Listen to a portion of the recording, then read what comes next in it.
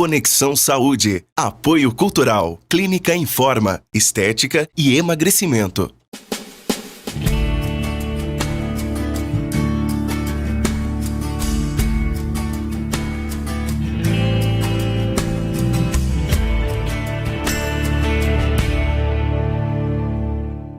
Mais um Conexão Saúde no ar, um programa dedicado à nossa saúde e ao nosso bem-estar.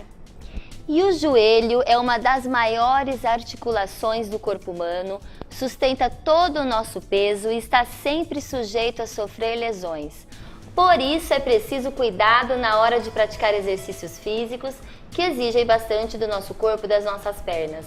E convidamos hoje o Dr. Rafael Ferreira, ortopedista, que irá esclarecer as nossas dúvidas. Dr. Rafael, muito obrigada, é um prazer tê-lo novamente aqui conosco. Prazer é meu. Principalmente conversando sobre as principais lesões dos joelhos, que a gente sabe que é a incidência alta mesmo, né? É uma lesão, é uma articulação bastante acometida pela atividade esportiva, né? Bastante acometida. E tem muita procura por conta de joelho mesmo em consultório, as pessoas têm muitas lesões. Bastante queixa, e uma das causas mais comuns de lesão no joelho é a prática esportiva. É a prática do esporte mesmo, não tem jeito. Não importa se é um jogador de futebol famosíssimo ou se são os amadores. Desde os profissionais até os atletas de final de semana, que o pessoal comenta, né? E quais são as lesões mais comuns no joelho? A lesão mais comum do joelho é a lesão de ligamento, e dentro do ligamento, o ligamento cruzado anterior é o mais afetado, né? É o ligamento mais lesado do corpo humano. E dentro do joelho é a lesão mais comum, é a lesão do cruzado anterior, desse ligamento que é o ligamento interno do joelho. Então são dois ligamentos que a gente tem problemas. A gente tem uma foto, tem quatro ligamentos principais. Vamos ver a foto para a gente entender aí a composição do joelho e os ligamentos. Aí tem os dois ligamentos internos, né, que é o cruzado anterior e o cruzado posterior, e tem os ligamentos colaterais, o lateral e o medial. O cruzado anterior e o posterior são os internos. O mais comum, o mais lesado é o cruzado anterior. É o cruzado anterior. Isso. E como que ocorre esse tipo de problema? Como que a gente tem? Esse problema é bastante frequente, como eu disse. Nos Estados Unidos é estimado aí em torno de 450 mil reconstruções ano desse ligamento. É bastante coisa. Pegando em 4 anos, é estimado que 3,5% da população do mundo tem essa lesão. Então é uma causa bastante frequente. Frequente. Esse ligamento ele estabiliza a tíbia para não deixar ela ir para frente em relação ao fêmur. Então é um estabilizador do joelho, tanto de translação, né, da tíbia para frente, quanto de rotação também, tá? A gente tem um filminho que mostra a função dos ligamentos? Mostra a função especificamente aí do cruzado anterior, nessa animação. Esse ligamento mais da frente, né, esse que está em destaque aí, na parte mais... Aí é que está em inglês a sigla, né? Esse ACL é o cruzado anterior. E aí vai mostrar o movimento do joelho com o ligamento funcionando e na ausência dele, para mostrar que aí fica um movimento anormal da articulação. Quando ele não está funcionando, eles ficam... O movimento do joelho ele fica normal, isso pode levar a um desgaste na cartilagem lá na frente, pode levar a outras lesões do joelho. Ele falseia, o paciente queixa de falseio. Essa é a queixa que ele vem relatando pra gente, né? E às vezes incha o joelho, tem outras lesões associadas, pode vir associada com dor também. E como que eu percebo que eu estou com algum problema de ligamento? Esse falseio seria o que? A gente vai... Perde a estabilidade, né? Principalmente para mudança de direção, para quando às vezes vai descer um degrau ou saltar, né? E aí o paciente queixa de falseio. Pode ter dor associada, porque quando rompe dá uma inflamação dentro do joelho incha. Né? Então, mas a queixa típica é falseio. Entendi. Doutor, meu joelho está frouxo ou está falseando. É isso que a gente escuta bastante. Entendi. E é interessante chamar atenção para alguns pontos, por exemplo, que na mulher é muito mais comum. É 4 a 8 vezes mais comum que no homem. A gente acaba conhecendo mais pessoas, homens que machucam, porque o homem é mais exposto. Ele pratica mais atividades que têm relação com a lesão.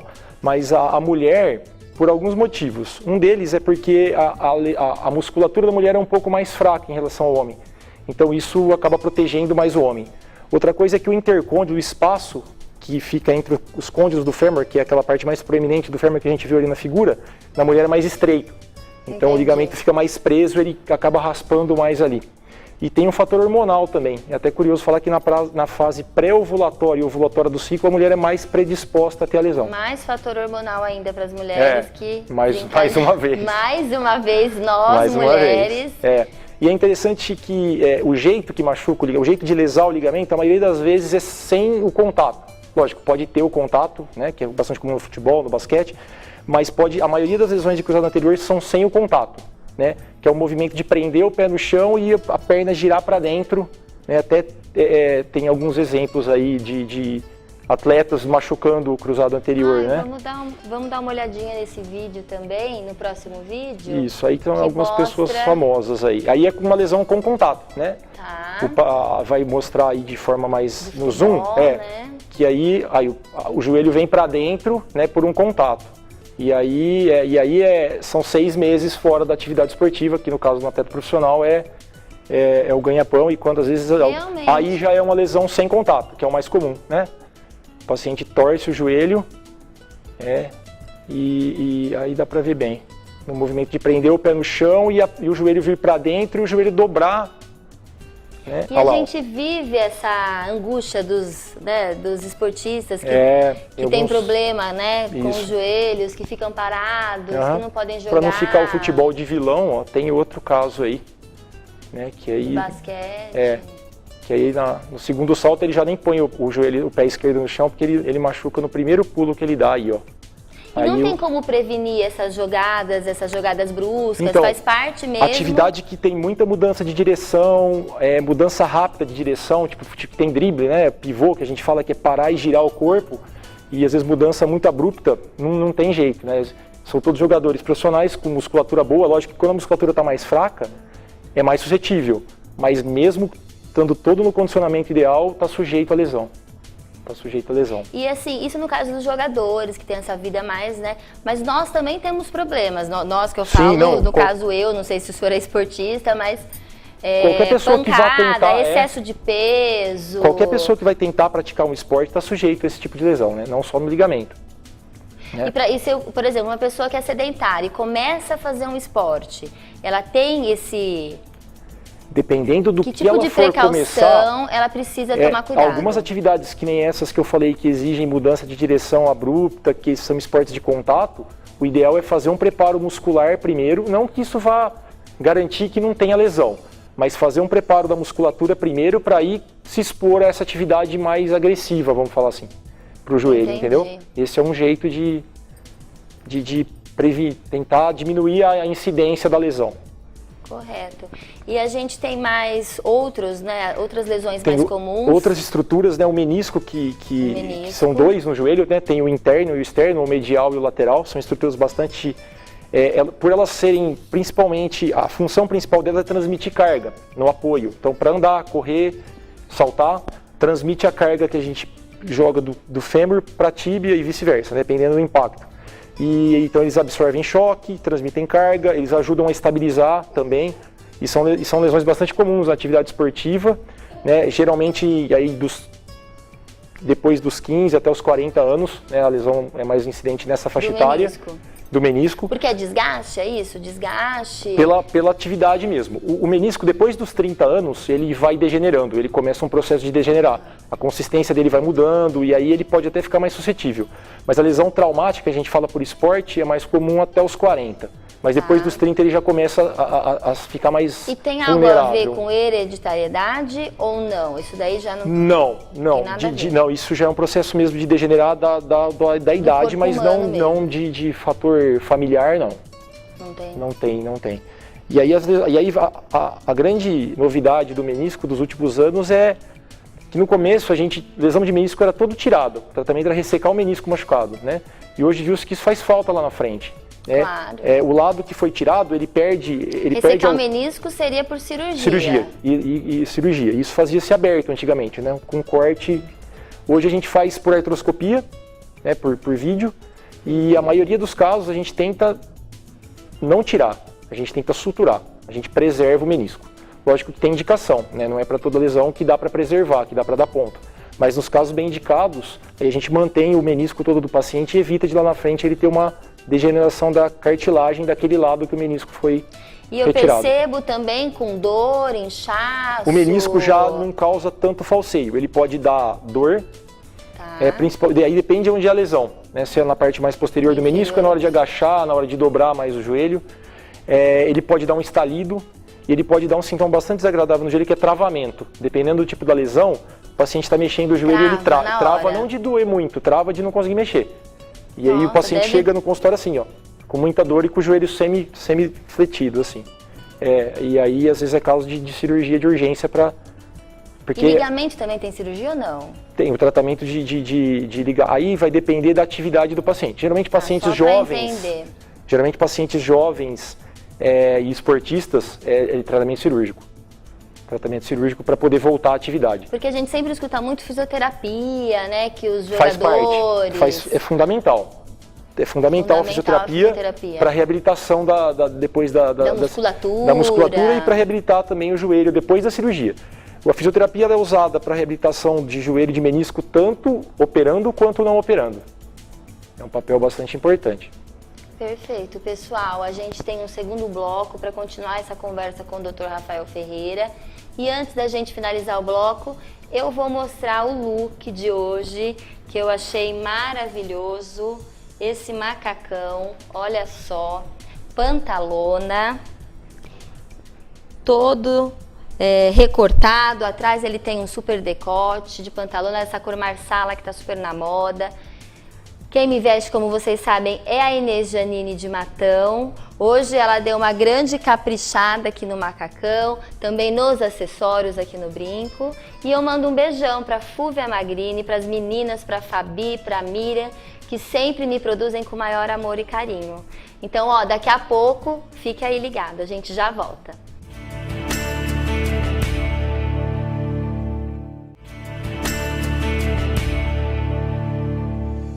De volta ao Conexão Saúde, nós recebemos hoje o Dr. Rafael Ferreira, ortopedista, aqui no nosso estúdio, que já está tirando muitas dúvidas sobre a saúde dos nossos joelhos. E agora a gente poderia conversar um pouquinho sobre as lesões da cartilagem, Dr. Rafael? Isso, é um outro local de lesão esportiva no joelho, né? A cartilagem é uma lesão... Ela é um pouco mais grave, porque o tratamento dela é um pouco mais delicado, né? É diferente da cartilagem que a gente comentou já no outro programa, que a gente falou bastante de desgaste de cartilagem, osteoartrite, aqui o problema é outro. É por uma torção ou por um trauma que um pedaço da cartilagem ele se solta. Tem outras causas, né, de lesão de cartilagem, aí fora a osteoartrite e essa lesão traumática, mas falando da lesão no esporte, que é bastante comum em atividade de impacto, que a gente vem comentando, a lesão de cartilagem é bastante limitante, dá bastante dor, o joelho geralmente incha, fica porque ela tem uma função muito importante no joelho, a lesão dela, ela causa uma inflamação no joelho inicialmente e depois pode dar dor, restrição de movimento, pode dar esse travamento que eu comentei do menisco também, de se soltar um pedaço dentro do joelho da cartilagem, pode travar o joelho. Nossa, e é um sintoma bastante incômodo. Isso, também. Exatamente. E aí tem algumas opções de tratamento. Como é uma lesão, quando é uma lesão mais, a gente fala, estável, né, que não chega a soltar um pedaço, a gente pode dar um tempo para o paciente, pedir para ele ficar sem carga, que a gente fala, sem pisar. E acontece também por conta de traumas, de batidas, de excesso de peso? O peso contribui, dependendo do tipo que torce ou do trauma que tem no joelho, na atividade esportiva pode ter, né?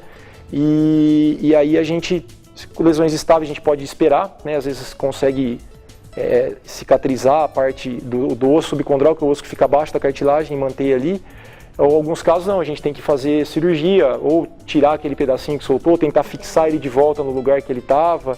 Em alguns casos de lesões maiores, pode-se tentar algumas coisas mais elaboradas, tipo tem um transplante autólogo que a gente tira a cartilagem de um lugar do joelho menos importante, menos nobre, vamos falar assim, e coloca naquele lugar que foi tirado.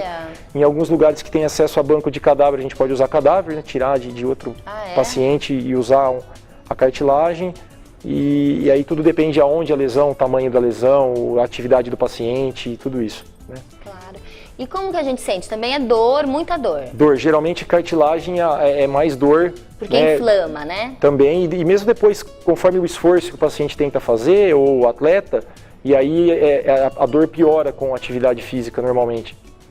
E os corredores, as pessoas que fazem muita atividade física sem ser esportistas, os de fim de semana, como o senhor falou, tem muito problema de cartilagem também? Tem. Não dá para separar, às vezes ali pode ser ligamento, pode ser tem menisco, bastante pode ser cartilagem. Tem bastante associação de lesão. E pode ser os três juntos, por exemplo? Pode ser tudo junto. A associação, por exemplo, de ligamento com menisco é bastante frequente. Ah, é? Bastante frequente. E aí muda o prognóstico.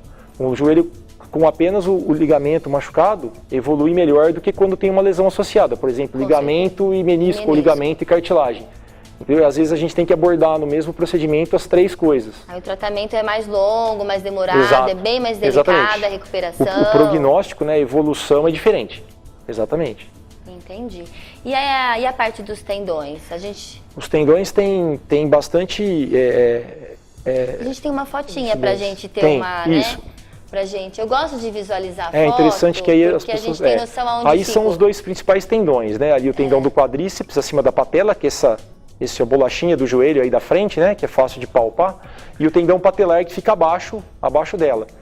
Então, aí esses são os dois principais tendões. Tem algumas diferenças aí da característica da lesão de cada um, né? Eles são extremamente importantes, porque eles dão são extremamente robustos, dá pra ver na foto. Tem uma foto em perfil também, de lado. Eles são bastante fortes. Para a gente lesar um tendão desse, um tendão normal desse, precisa de uma força equivalente a 17 vezes o peso do corpo da gente. Nossa! Então, geralmente esse tendão machuca quando já é um tendão doente. E quem ou tem faz um acidente, cai de moto, tem muito problema, tem né? isso também, mas na atividade esportiva geralmente é aquele paciente que já tem uma tendinite, tem uma lesão, o tendão mais degenerado e aí vai fazer atividade física e rompe. Isso é o mais comum. Tá? Geralmente, paciente de mais idade, acima dos 40 anos, rompe o tendão do quadríceps, que é esse que fica acima da patela. Isso. Paciente mais jovem, geralmente rompe o abaixo da patela, que é o tendão patelar. Né? Por quê? Qual que é a diferença? Estatístico, viu-se que é mais comum. Mesmo, porque, e tem algumas doenças que contribuem para deixar esse tendão mais fraco. Por exemplo, diabetes, gota, hiperparatireoidismo, doenças metabólicas, uso de corticoide, quem usa esteroide, às vezes esportista que ganho de massa muscular, usa anabolizante, eles enfraquecem esse tendão, aumenta a incidência de lesão nesse tipo de tendão. E quando a gente tem problema nos tendões, né, independente se é o inferior ou superior, a gente demora muito também para se recuperar. A gente vê o Ronaldinho, o Ronaldo, o fenômeno foi tendão, né? Ele rompeu o tendão patelar, né? Aquela cena forte dele que o mundo todo parou e quando ele estava voltando de uma outra lesão e entrou em campo para tentar voltar e teve a nova lesão, ele lesou o tendão patelar, né? E aí é tempo parado, é cirúrgico, né? Por coincidência, sábado chegou uma lesão de tendão patelar, tá até internado no hospital pra gente fazer exame aí. Já operou? Futebol. Não. Futebol. Vou fazer a ressonância para programar a cirurgia. E futebol. É igual o caso do Ronaldo, foi no futebol também. A gente tem um vídeo, acho, do Ronaldo, né? Tem. Pra gente... Será que foi da imagem que aconteceu com ele? E aí, normalmente, é uma contração excêntrica que a gente fala, né? O músculo... Aí vai ter o zoom. E quando rompe o tendão patelar, que é esse tendão inferior, né? Fácil de entender, ele rompe aqui e a patela sobe. Dá pra ver no detalhe do vídeo que aparece uma bola aqui em cima na coxa dele, que é a patela vindo pra cima. Isso, nessa imagem dá pra ver. Né? A hora que ele faz o movimento e volta, lá, aí já dá pra ver, né? E aí foi bastante tempo de recuperação. Sente muita dor. Quando rompe assim, o momento agudo é bastante doloroso. E o paciente não consegue esticar o joelho. De jeito nenhum. O joelho fica dobrado. Por muito tempo? Aí a gente faz a cirurgia. De cada paciente, depende do jeito, né? Que rompe, aonde rompe, se rompe. Às vezes rompe no meio do tendão, às vezes rompe avulsionando um pedaço do osso. E aí o jeito de tratar é diferente. Mas é eminentemente cirúrgico o tratamento, né? Isso tem que operar, senão o paciente não recupera. Porque separa, né? Como foi feito força, a hora que rompe, geralmente o músculo está contraído, rompe e separa. E aí fica longe um coto do outro, que a gente fala do tendão. E aí, se você não aproximar, não tem como cicatrizar. Não tem como cicatrizar. Essas são as principais, assim, as principais lesões dos joelhos. Exato. E os tratamentos, né? Como que eu busco saúde para o meu joelho? Porque a gente também não para de caminhar, para de correr, não é isso, não é o contrário. Não é esse o tratamento, né? Não é a gente não fazer mais nada, não é isso. Né? A primeira é fazer uma avaliação com o especialista, né? para identificar o que teve de lesão exatamente, porque alguns sintomas se sobrepõem. Dor pode ter em todas essas lesões. O falseio, às vezes, é mais do ligamento. O travamento pode ser em mais de uma lesão. Então tem que ir para principalmente investigar o que tem de lesão associada. Às vezes não é uma lesão única, às vezes associou mais de uma lesão. Sim. Eu já tive casos, por exemplo, de um paciente que lesou o tendão patelar e cruzado anterior, no mesmo trauma, o que não é comum. Mas é um caso até interessante. Especial. E aí o interessante é procurar fazer... Bom, é importante sim, alguns cuidados porque, antes doutor, de tentar... tem pessoas que acreditam, não pode descer e subir escada, toma cuidado porque você vai acabar com o seu joelho. Não, então, eu até vi um trabalho... Existem alguns mitos, né? Tem. Não vai correr, você que nunca correu, não vai começar a correr porque você vai acabar com o seu joelho. Não é assim. Eu vi um trabalho recente essa semana de um país, eu não lembro se é do Canadá, eles fizeram pegaram 2 grupos, um correndo 30 minutos, o outro sem correr. E avaliaram um número grande de pacientes, aí avaliaram ao longo dos anos. E o grupo que teve corrida tinha menor incidência de lesão, corrida de 30 minutos, menor incidência de lesão no joelho do que o grupo que não corria.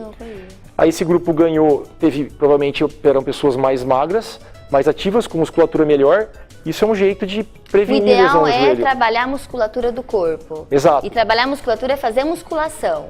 Ou outras atividades, uma das formas. natação, É uma das formas, exato. Outros tipos de esportes que também... Para quem vai começar uma atividade, eu estou sedentário, vou começar uma atividade. Se quiser começar alguma coisa de impacto, alguma coisa, por exemplo, que tem basquete, vôlei, futebol, handball, que tem muita mudança de direção, salto, exige bastante do joelho, um jeito de tentar prevenir lesões mais sérias é fortalecer a musculatura primeiro, preparar a musculatura primeiro. Antes de fazer uma corrida ou uma atividade física mais intensa, sempre aquecer e alongar. Isso não só sempre alongar. Não só para isso, não só pensando em lesão. E depois também tem que alongar.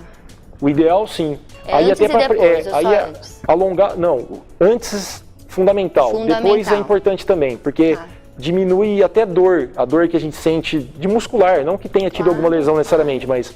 E prestar atenção em dor, não pode achar que qualquer dor é porque eu me exercitei, então tá doendo, não tem importância. Melhor parar. Se for uma dor que está persistindo, uma dor intensa, não é uma dor só da atividade física que está doendo porque se esforçou, da musculatura. Aí vale a pena procurar um especialista para avaliar, porque aí pode ser um sinal de alerta aí de que aconteceu alguma coisa a mais além da dor muscular que de uma atividade mais intensa. Correto. Entendeu?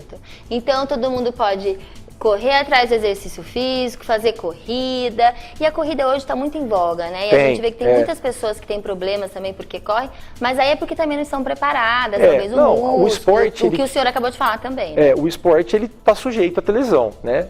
Então algumas pessoas... E outro mito que eu acho interessante é das pessoas que ficam sentadas muito tempo no computador, também pode acontecer alguma coisa ou não? O sedentarismo também, O sedentarismo, né? ele não... No trânsito, né? Fazendo muita força se o carro não for automático, muita força com o pé. São jeitos menos frequentes, mas muito tempo sentado, por exemplo, a pressão na fêmuro-patelar, que é uma das partes do joelho, aumenta muito. Então, por exemplo, uma pessoa que fica todo o tempo sentado, ao longo do tempo pode ter aí uma alteração na cartilagem dessa articulação, alguma dor nessa região. Pode acontecer. Não que vá ter uma lesão aguda, igual a gente comentou aqui. Né? Não é um trauma grande, uma pancada. Exatamente. Mas é prejudicial, sim. E aí, às vezes, quando a pessoa vai tentar fazer, não um esforço físico, mas às vezes aí uma caminhada no dia a dia, uma torção que às vezes está descendo um degrau, que se tivesse a musculatura melhor, poderia não ter uma lesão mais séria do que quem não tem a musculatura tão boa. Né? Isso podemos falar. Dr. Rafael, a gente agradece a sua presença, todas as suas explicações. E eu queria falar para vocês, pessoal, do cheirinho que está aqui no estúdio, desse bolo delicioso de banana com gotas de chocolate. E tem castanha do Pará também. Olha, eu achei ele tão lindinho, ele até parece bolinho de Natal já, de fim de ano. E eu queria, lembrar um pouquinho, voltar um pouquinho no tempo, fechar os olhos, lembrar dos momentos deliciosos na casa da mamãe, na casa da vovó, pensar nas reuniões em família, no final da tarde, nas risadas, nos abraços. Agora, Pensar na Pé de Bolo, uma confeitaria diferente, tradicional, feita por pessoas que colocam muito amor no que fazem. A Pé de Bolo realmente nasceu com o objetivo de resgatar o momento do cafezinho da tarde, com aquele bolo caseiro saboroso, com receitas especiais, sempre utilizando ingredientes naturais e de ótima qualidade. A cafeteria Pé de Bolo busca criar um ambiente familiar, aconchegante, climatizado e com um pequeno toque de requinte. Ótimas opções de cardápio, tanto para bebidas quentes como geladas, equipe altamente treinada e capacitada, além do melhor café de São Paulo. Não deixem de saborear o café de coador feito na hora e preparado na mesa do cliente. Eles funcionam de segunda a sábado, das 9 às 19, estacionamento próprio. Vai aparecer aqui o endereço para vocês na telinha e eu tenho certeza que vocês vão amar quem ainda não conheceu. E esteja sempre conosco para saber mais sobre saúde. Toda quarta às 2 e todo sábado às 6h30. Até mais!